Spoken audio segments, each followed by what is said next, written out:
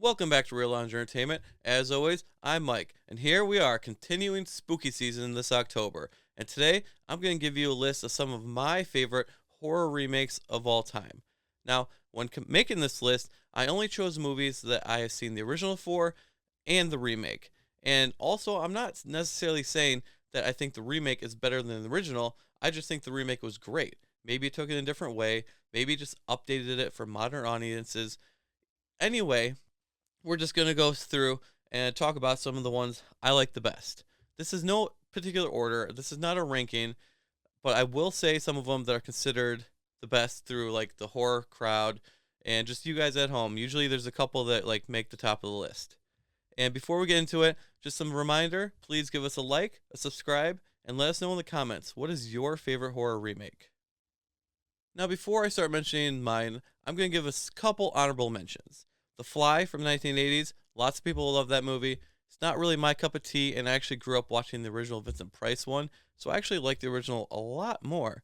And body horror just isn't my thing, but lots of people consider that one of the greatest, and it's made well enough that I can see why. Wrong Turn. Now, I haven't seen the remake, but lots of people are saying it's actually better and maybe the best one in the whole series, so I'll have to give that one a try. It. Now, I'm only talking about the first parts because I don't really care for the second parts, but even though I prefer the one in the 90s, the remake of the first part of It was a really good remake, and I definitely give it my approval. House of Wax, Vincent Price one was a classic, but the new one gave a new spin and twist, and it's very watchable to this day. And the last one honorable mentions is My Bloody Valentine. I saw the remake before I saw the original. The original one just had a lot more fun with it. Now, the first horror remake that makes my official list is often considered one of the greatest remakes of all time, not just in the horror field, but in movies in general. And it's also considered one of the greatest horror movies, period. And I kind of agree with that. And that is the 1982 movie The Thing by John Carpenter. Now, I saw the original one in high school in a sci fi class, and I love it. It's the old school monster movies. So if you like those type of movies, I definitely say check out the original. It's fun in the cheesy 50s way, but this one in the 80s went a way different, darker way, and it's a masterpiece. Just being secluded in the icy landscape and not knowing like who's the monster and this and that, and some of the greatest on-screen special effects you will see in the history of cinema. This movie is a must-watch for anyone who likes horror. And if you're watching this, you've probably honestly already seen it, so you know what I'm talking about. Kurt Russell is one of the greatest actors from that time, and he just commands the screen in this performance. Just being secluded, the music beating down on you, this movie is just great, and I watch it every single year, and I think you should too. The next one I'm going to bring up is one we just did a pod episode on, so I'm not going to go into too many details, but check it out. 2003 Texas Chainsaw Massacre. Now, I love the original one, but it's not a movie I can really watch that much just because it's so artsy and raw. The 2003 one brought it to modern audiences in a very scary, creepy way, and I just thought it was shot well, it's acted well. It gave us a really good version of Leatherface. There's the mask right there. It's missing the hair because I bought it a long time ago, but he's got a fedora on, so he's okay, right? Fedoras are cool. Either way, this movie is a must watch for me. It's my favorite Texas Chainsaw Massacre movie, and I actually will say that I think it's better than the original. Not attacking the original at all. It's just if I can watch this movie 10 times more than I can watch the original one, I got to put it on my top of the list. The next one I'm going to bring to you is one that is more fun than actually higher quality, and that is Piranha 3D. Now, I watched the original one this year for the first time, and it's kind of aged pretty badly. It's pretty boring. It's just a Jaws ripoff, but there's no good character development. Not a lot of stuff makes sense in it, and the Piranha 3D that came out, it was like in honor of all the cheesy B movies. They knew what kind of movie they were making. They made it funny, they made it fun, they made it sexy. Characters were just entertaining. You were laughing out loud. I didn't get to see it in theaters or 3D, which I regret to this day. I wish I really had because I thought it just looked stupid. But once I saw it on DVD, I just understood it, and I have a lot of fun with this movie. If you haven't seen it, I definitely recommend watching Piranha 3D. The next one used to be more of a controversial pick, but it's kind of coming around, and that's 2009 Friday the 13th.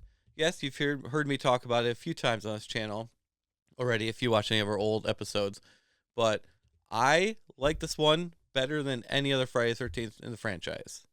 This one doesn't just cover the original one. This one covers basically the first one through the fourth one. You have Baghead Jason, you have Jason's mom at the very beginning, you have him getting the hockey mask, and you have the living Jason, not the zombie Jason. Now, lots of people hate it. Lots of the real diehard Friday the 13th fans, which I'm actually one of them. This is one of my favorite franchises, and this is still my favorite in the franchise. I thought the action scenes were great. Well, not action, the horror scenes were great. Giving Jason explanation of like how he can get around so fast. I thought it was a different, unique take. Sometimes when you remake something, you have to take little chances. And I didn't mind the chances at all. So give it a shot. If you hated it the first time, give it a rewatch. Just watch it with an open mind. If you're a Friday the 13th fan, I think you should really like it. So what if he ran a little bit at the beginning of this movie? Guess what? He runs in some of the other movies, so I'm kind of sick of hearing about that reason why you hate it. Oh my gosh, he ran. Too bad. He made a scarier Jason than most of the other ones, so watch this one. It's good. The next one we're going to talk about is kind of one of the more forgotten remakes, actually, and that's The Blob from 1988.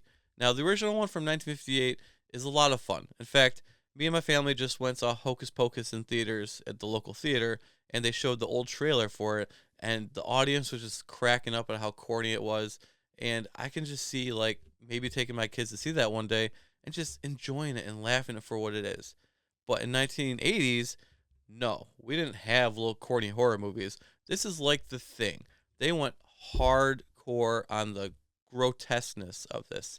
This one, if anything, almost feels like it's in the same universe as The Thing. The special effects are once again actual real special effects and before computers, and they were done so well. Lots of people sleep on this movie, so if you've never actually seen this one, watch it. It's definitely a pretty cool one from the 80s. So this one is darker, it's scarier than the original one, and it's just kind of a totally different feel. So I definitely recommend giving The Blob from 1988 a chance. Okay, now for probably the most controversial pick of this list. I know, I'm going to hear it in the comments already of how wrong I am, how stupid I am for saying this, and that is the 2019 remake of Child's Play. Now, I love the original Chucky, at least 1 through 4. Then it starts getting a little too corny for me, and you lose me a little bit. I haven't watched the TV show. I'll give it a try. But when they remade this one, they took risks with it. They went different with it. And that's what a remake should do. There's no point in remaking a movie scene for scene, or just watch the original one. Now, Brad Dourif didn't get to do Chucky's voice in it, so that's a little bit disappointing. But I thought Mark Hamill stepped in and filled the shoes pretty decent. Now, the Chucky doll doesn't look amazing, but the kills get a little bit more grotesque and a little bit more horror filled like it used to be. So that's pretty cool. And they switched it from like AI instead of voodoo, which, let's upgrade it to the 21st century. So, in my opinion, I had a lot of fun watching this. I still have only watched it the one time, so maybe I won't be so high on it when I watch it a second time, but I don't understand why this movie gets so much hate. I know there's a team that the side of fans who, only want to support the original creator and that, and I understand that, and good for you. Support the people who made these projects. But we had both. We had the TV show coming out, and we had this one. If you want your horror icons to stick around like Chucky, let's support both. And this one, I just thought didn't get a fair shot in theaters, didn't get a fair shot from certain fans. And I'm not saying it's the greatest movie. It's definitely not as good as the original, but I thought it was a really good remake. This is the kind of remake we need. Just a little bit different, a little bit familiar, and just enjoy it and have some fun. Now, the last one I'm going to talk about is one of the other ones that is usually considered one of the greatest horror remakes of all time, and that's Dawn of the Dead from 2004. Now, the original one is iconic and a classic. So, would I say this one's better than the original? No, I'm not going to say that. But I'm going to say it's on par. 6, 7. Whatever that means, you guys, because as an older person, I don't know. I just think this movie really delved really good into like how our society was at the time, because now we're already 21 years past it, so we've already changed again. And you could actually remake this movie now, and you could show how dead the mall is. It'd be a totally different movie. But this movie really had some good characters, with some good interactions between people, a little bit different. This was directed by Zack Snyder, so it was like pretty dark, and I thought it worked out perfectly.